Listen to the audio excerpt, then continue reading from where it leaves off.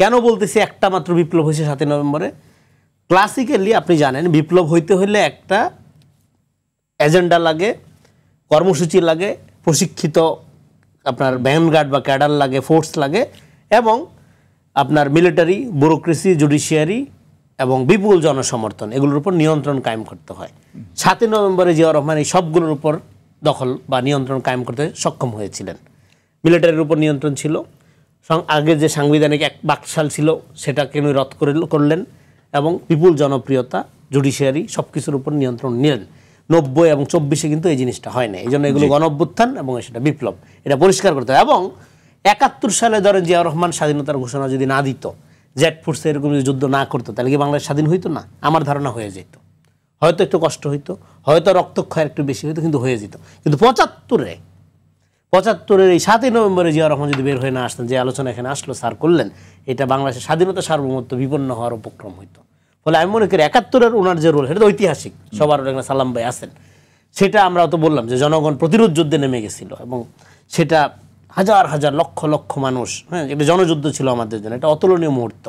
কিন্তু 75-এ একটা মানচিত্র পাওয়ার পরে 7 নভেম্বরে জিয়াউর রহমান যে ঘটনাটা ঘটাইলেন, সেইটা আমি মনে করি 71-এর চেয়ে জিয়াউর রহমানের মোর সিগনিফিক্যান্ট ঘটনা, কারণ উনি রাষ্ট্রকে প্রোটেক্ট করলেন এই ঘটনার মধ্য দিয়ে।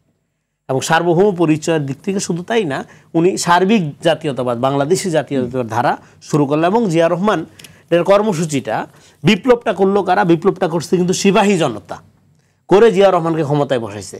ক্ষমতায় বসার পরে জিয়াউর রহমান বিপ্লব শুরু করছে, এর আগ পর্যন্ত বিপ্লব সিপাহী জনতা করছে।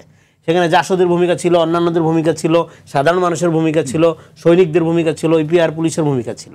জিয়াউর রহমানের পার্টিকুলারলি কোনো ভূমিকা ছিল না। তার ভূমিকা শুরু হইল যখন দায়িত্ব যখন তাকে বুঝাই দেওয়া হলো। দায়িত্ব বুঝাই দেওয়ার পরে জিয়াউর রহমানের ডায়েরি থেকে আমি পড়ছি, জিয়াউর রহমানের একটা ডায়েরির একটা পাতা, একটা ত্রিভুজ এরকম আঁকছে উনি। তার উপরে সর্বপ্রথম লেখা সাম্য, ফার্স্ট ব্র্যাকেট, ন্যায় ভিত্তিক। তার বাম দিকে ব্যক্তি স্বাধীনতা, ডান দিকে দেশের সার্বভৌমত্ব। মানে একটা ত্রিভুজ আঁকলো, ত্রিভুজের উপরে হলো সাম্য, মানে ন্যায় ভিত্তিক সাম্য, সমাজ সবার উপরে, হ্যাঁ, বামে ব্যক্তি স্বাধীনতা এবং দেশের সার্বভৌমত্ব। তারপরে উনি গ্রাফস আঁকতেছে, এখানে আপনার দেখা যাবে বিভিন্ন গ্রাফস দেখাচ্ছে উনি। এবার এই ব্যক্তি স্বাধীনতা নিশ্চিত করার তাত্ত্বিক যুদ্ধ ওই আমলে চলতেছে সোভিয়েত বনাম মার্কিন পন্থা। আপনি পুঁজিবাদী পন্থায় বিকশিত হবেন নাকি আপনার সোভিয়েত? এটা কি ক্যামেরায় ধরলে বোঝা যাবে? হ্যাঁ, এই যে ডায়েরির এই পাতাটা আপনি দেখতে পাচ্ছেন, এটা জিয়াউর রহমান এইভাবে। ফলে উনি যে হুট করে চলে আসছে, ওনার যে রাষ্ট্র নিয়ে কোনো চিন্তা বা আলাপ ছিল না, ব্যাপারটা এরকম নয়। তো তারপরে দেখাচ্ছে দেশের সার্বভৌমত্ব, ব্যক্তি স্বাধীনতা, হ্যাঁ, ধনতান্ত্রিক রাজনীতি, এবং সেখানে বাংলাদেশ জাতীয়তাবাদী দল, এই দলের রাজনীতিটা কি হবে? দর্শন, স্বপ্ন, সমগ্র স্বাধীনতা। সমগ্র স্বাধীনতার মধ্যে উনি ছোট করে লিখতেছে POL, পল, ইসিও, ইকো, মানে পলিটিক্যাল, ইকোনমিক্যাল, সোশ্যাল, কালচারাল এবং ধর্মীয় স্বাধীনতা, এবং বহুদলীয় গণতন্ত্র, সর্বপ্রকার সংগঠনের স্বাধীনতা। ডান দিকে লিখতেছে সুষম বন্টন, শোষণমুক্ত সমাজ, খাদ্য, বস্ত্র। এইখানে আবার ক্লোন দিয়ে এসে শেষে লিখছে বিপ্লব। মানে পুরো প্যারাডাইমটা এখানে আছে, বিপ্লব শেষে কিন্তু বিপ্লব। তার মানে জিয়া রহমানের পুরো কর্মসূচির মধ্যে একটা বিপ্লব ছিল। এই যে একটু আগে যেখানে আলোচনা আসলো, জাসদীয় বা বামপন্থী বিপ্লবী উৎকল্পনা বা বিপ্লবের নামে উশৃঙ্খলতা বা ফ্যানাটিসিজম, এর বাইরে আসল বিপ্লব হলো জিয়া রহমান যেটা করছেন, সেটা হলো শোষণমুক্ত সমাজ, 100% শিক্ষার নিশ্চয়তা, খাদ্যের নিশ্চয়তা। আপনি বিপ্লব কেন করতে চান? আপনি লাল নীল বই পড়ে রাইফেল নিয়ে ধান খেতে কেন দৌড়াদৌড়ি করেন? শোষণমুক্ত সমাজই তো চান।